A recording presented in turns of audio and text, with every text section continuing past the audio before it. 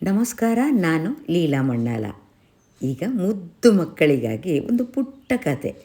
ಇಲ್ಲಿ ಕಾಣ್ತಾ ಇರೋದು ಬಾದಾಮಿಯ ಗುಹಾ ದೇವಾಲಯ.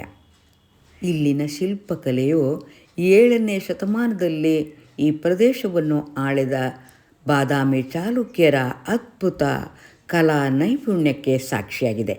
ಮಕ್ಕಳೇ, ಕತೆ ಅಂತ ಹೇಳಿ ಇವರು ಏನು ಹೇಳ್ತಿದ್ದಾರೆ ಅಂತ ಅಂದ್ಕೋತೀರಾ?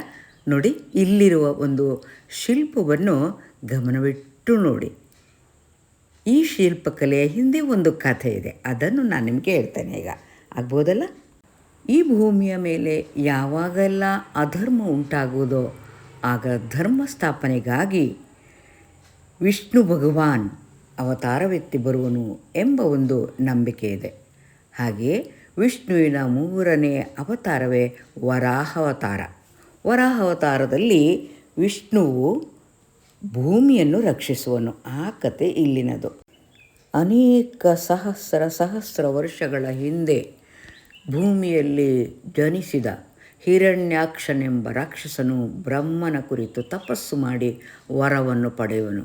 ಹಾಗೆಯೇ ಅಹಂಕಾರದಿಂದ ಮೆರೆದು ಭೂಮಿಯ ಮೇಲಿನ ಎಲ್ಲ ಜೀವಿಗಳಿಗೆ ಹಿಂಸೆಯನ್ನು ಕೊಡುವುದು ಮಾತ್ರವಲ್ಲದೆ ಭೂದೇವಿಯನ್ನೇ ಹಿಂಸಿಸಿ ಆಕೆಯನ್ನು ಕದ್ದೊಯ್ದು ಸಮುದ್ರದ ಆಳದಲ್ಲಿ ಅಡಗಿಸಿಡುವನು. ಆಗ ಆಕೆ ಭಗವಂತನ ಮೊರೆ ಹೋಗುವಳು. ಭೂದೇವಿಯ ಮೊರೆಯನ್ನು ಆಲಿಸಿದ, ಕೋರಿಕೆಯನ್ನು ಆಲಿಸಿದ ದೇವರು ವಿಷ್ಣು ವರಾಹ ಅವತಾರವನ್ನು ಎತ್ತಿ ಭೂದೇವಿಯನ್ನು ರಕ್ಷಿಸುವನು.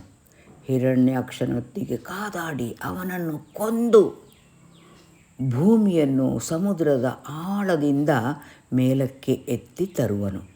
ಮಕ್ಕಳೇ, ವರಾಹ ಎಂದರೆ ಹಂದಿಯ ರೂಪದಲ್ಲಿ ಭಗವಂತ ಬಂದದ್ದು. ಇಲ್ಲಿ ಭೂಮಿಯನ್ನು ಸ್ತ್ರೀ ರೂಪದಲ್ಲಿ ಕಾಣಿಸಲಾಗಿದೆ. ವರಾಹ ಅವತಾರವನ್ನು ಕಾಣಿಸುವಾಗ ಇಲ್ಲಿ ರುಂಡ ವರಾಹ ರೂಪದಲ್ಲಿ, ಅಂದರೆ ಹಂದಿಯ ರೂಪದಲ್ಲಿ ಇದೆ. ಮುಂಡ ಮನುಷ್ಯಾಕೃತಿಯಲ್ಲಿ ಇರುವುದನ್ನು ಕಾಣ್ಬೋದು.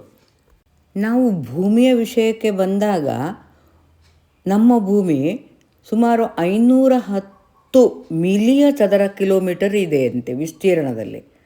ಆಯಿತಾ? ಅದರಲ್ಲಿ ಸುಮಾರು 71% ನೀರಿನ ಭಾಗ ಇದೆ, ಆಮೇಲೆ 29% ಭೂಭಾಗ ಇದೆ ಅಂತೆಲ್ಲ ನೀವು ಶಾಲೆಯಲ್ಲಿ ಕಲ್ತಿರ್ತೀರಿ ಅಲ್ವ ಮಕ್ಕಳೇ? ಮತ್ತು ಇಲ್ಲಿರುವ ಭೂಭಾಗ ಸಮುದ್ರ ಭಾಗದಲ್ಲಿ ಮುಳುಗಿತ ಅಥವಾ ಇನ್ನೊಂದೇ ಆದ ಮಹಾಸಾಗರ ಇರಬಹುದಾ? ನಮಗದು ಗೊತ್ತಿಲ್ಲ ಅಲ್ವಾ? ಮತ್ತು ಇಷ್ಟೊಂದು ದೊಡ್ಡದಾದ ಭೂಮಿಯನ್ನು ಒಂದು ಮಹಾ ನೀರಿನ ಒಳಗಿನಿಂದ ತೆಗೆದು ರಕ್ಷಿಸಬೇಕಾದರೆ ನಮ್ಮ ಭೂಮಿಯಿಂದ ಸುಮಾರು 10 ಪಟ್ಟಾದರೂ ಹೆಚ್ಚು ಗಾತ್ರದಲ್ಲಿ ಬೃಹತ್ತಾಗಿ ವರಾಹ ರೂಪದಲ್ಲಿ ಬಂದಿರಬಹುದು ಅಲ್ವಾ ಮಕ್ಕಳೇ? ಈ ಭೂಮಿಯನ್ನು ನಾವು ತಾಯಿ ಅಂತ ನಂಬುತ್ತೇವೆ.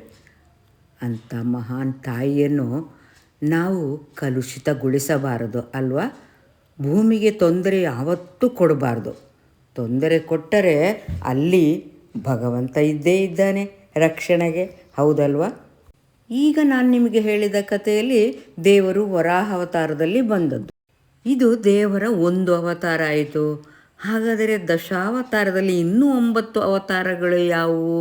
ಕತೆ ಕೇಳಲಿಕ್ಕೆ ಆಸಕ್ತಿ ಆಯ್ತಲ್ವ ನಿಮಗೆ? ಹಾಗಾದರೆ ಕತೆ ಹೇಳಲಿಕ್ಕೆ ನಿಮ್ಮ ಅಮ್ಮನಿಗೆ ಹೇಳಿ, ಅಥವಾ ಇನ್ನೊಂದು ಸಲ ನಾನೇ ಹೇಳಬೇಕಾಗ್ತದಾ? ಇಲ್ಲ ಮಕ್ಕಳೇ, ಕುತೂಹಲ ಇದೆ ಅಂತಾದರೆ ಕತೆ ಎಲ್ಲಿ ಬೇಕಾದರೂ ನಿಮಗೆ ಸಿಗ್ತದೆ. ಈಗ ಕೇಳಿದ ಕಥೆಯನ್ನು ನಿಮ್ಮ ತಂಗಿಗೋ, ತಮ್ಮನಿಗೋ, ಸ್ನೇಹಿತರಿಗೋ ಹೇಳ್ತಿರಲ್ಲ? ಆಲಿಸಿದ್ದಕ್ಕಾಗಿ ಧನ್ಯವಾದಗಳು. Thank you.